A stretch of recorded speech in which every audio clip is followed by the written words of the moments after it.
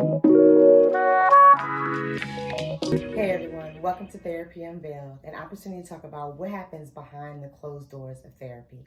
I bring to you topics that I discuss with my clients in session with the hopes that you too can learn the tips and strategies to live your best life. I am Natasha, and today we're going to talk about blame. Yes, blame. So let's just get right into it. Let's first talk about types of blame. So there's self-blame and there's blaming others. Self-blame is when you take personal responsibility for a negative outcome. You believe that you've had the power, the control, the influence to make this negative situation outcome happen. And so you take responsibility for it. And then there's also self-blame where you might have made a poor choice. You did make the poor choice. You did make a mistake. And you just keep judging yourself and shaming yourself about it, and you just can't let it go. And then there's blaming others. That's when you are putting a responsibility on somebody else. You are blaming them for the negative outcome that has happened to you. And that builds up a lot of resentment, anger towards this person. Sometimes it can build resentment and anger towards anybody that falls into that population group.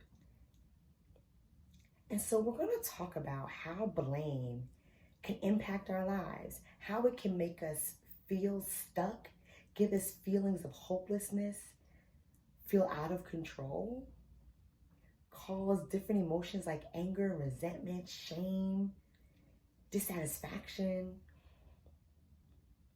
And so I want to first start off with a situation that I spoke with my client about.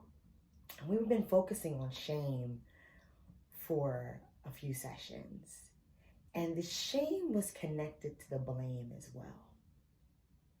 And it was the self-blame. And it's the self-blame of choices that she's made in the past.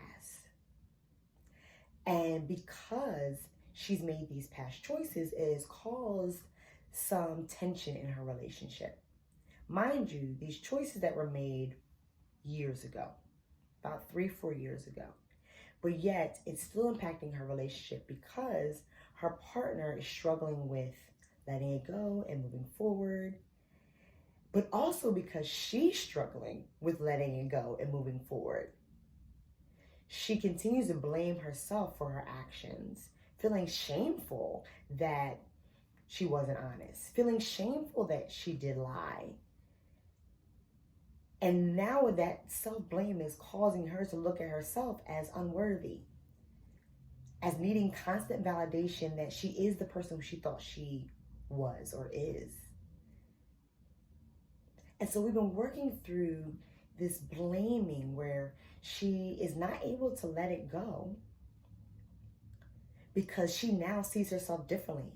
I'm not the honest person that I thought I was because I lied 3-4 years ago. And then we talked about another situation where she's blaming others, where she has blame towards her mother for not teaching her life lessons because now the lack of those life lessons is impacting her now as an adult. And so now there's some resentment there. And because she hasn't been able to let that go, it has caused her to have some resentment towards her mother. It's caused her to feel nervous about moving forward in areas that she didn't receive those life lessons in, which then causes a cycle of blame because it's like, well, I don't feel comfortable about moving in this direction because I didn't get the life lesson my mom was supposed to teach me so I could be prepared for this moment. And then the blaming starts, right? And so that's what happens with blame. It can start this cycle where we first think about who's to blame, whether it's ourselves or somebody else. And then we think about why they deserve to be blamed. And then we start, all these emotions come up and we replay that situation. And then we replay how that situation is impacting us today. And then this cycle just keeps going and we're stuck. No solutions, no moving forward, no forgiveness. And then we feel out of control. Because we're giving, especially when it's blaming others, we're giving this other person so much power. When we don't forgive, we're saying, well, I can't move on because you did this to me. I'm here because of you. If you would have did this, then I wouldn't be here right now. But you didn't. So that's why I'm here. And then we feel stuck. And we feel like, well, I can't get out of it because of what happened to me. I can't get out of it because of the type of family dysfunction I grew up in. I can't get out of it because of I didn't have any control. I didn't have any say then. And so now it's affecting me now as an adult.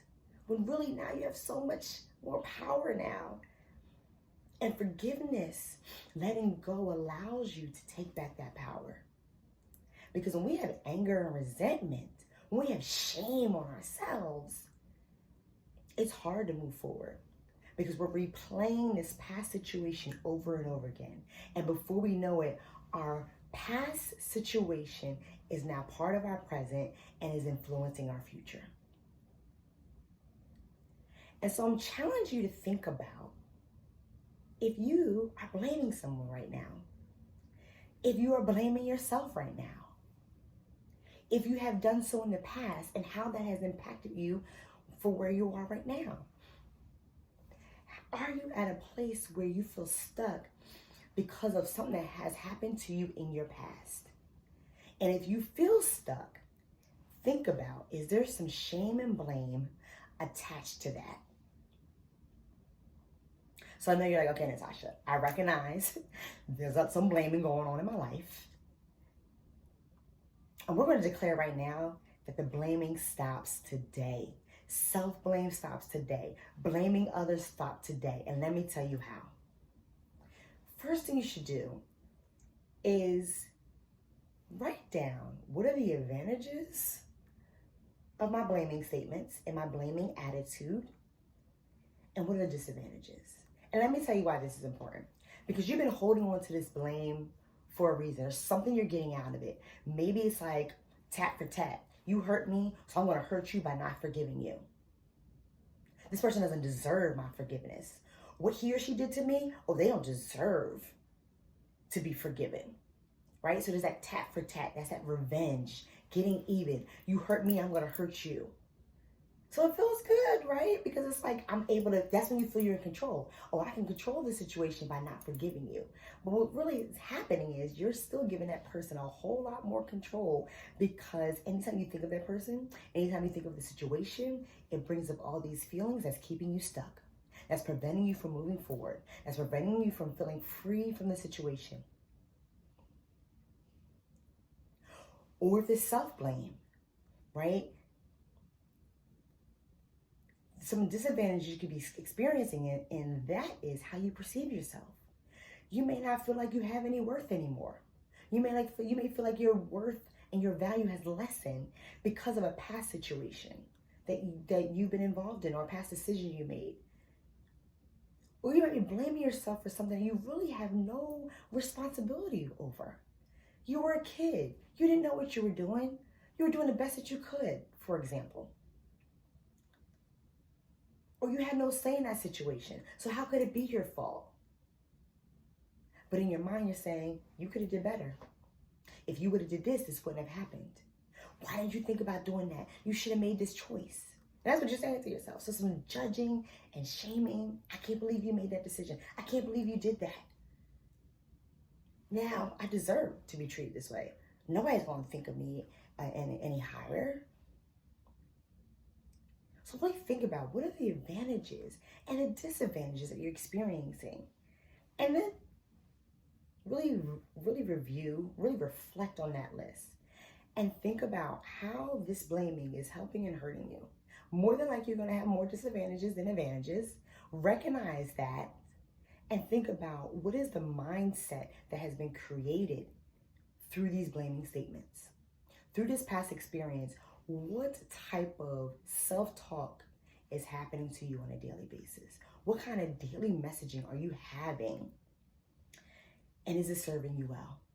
And if it's not, it's time to start to defeat that self-talk. Talk back to that self-talk. So one of the things I was telling my client was that she was seeking validation from her partner. I can't be forgiven until my partner forgives me. She needed to hear the words, I forgive you, in order for her to stop blaming herself, in order for her to stop shaming herself. I challenged her to reverse that and recognize that she can forgive her own self. Recognize that just because she lied doesn't make her a liar forever. Right? Yes, you lied in that moment, but that does not mean that you can no longer call yourself an honest person. That's what was happening. I lied, so I'm no longer an honest person. I'm not who I thought I was. And so taking this one mistake and having that define herself altogether. And so reframing that, just because this one situation happened to you, does not mean that that's who you are as a person.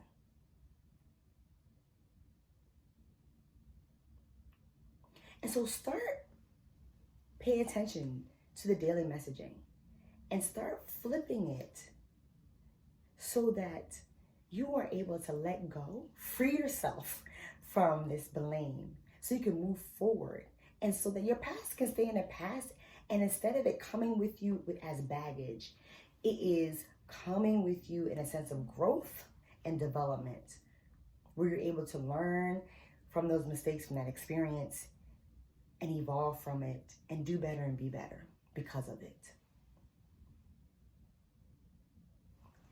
Make sure you guys follow me on Instagram as speaklife_SLT. Make sure you also follow me on Facebook at Living Speak Life.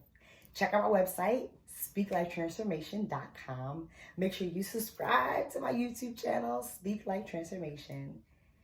And as always, until I see you again, make sure you be bold, be safe, and speak life.